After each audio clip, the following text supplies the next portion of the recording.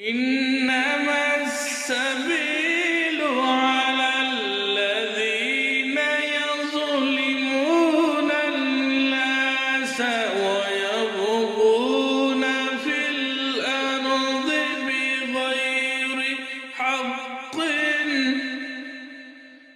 أولئك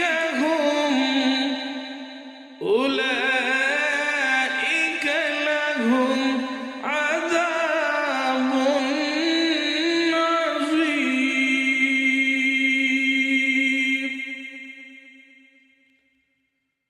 আল্লাহ তাআলা বলেন, পৃথিবীতে যারা বিদ্রোহ চরণ করে বেড়ায়, আল্লাহর আইন যারা মানে না,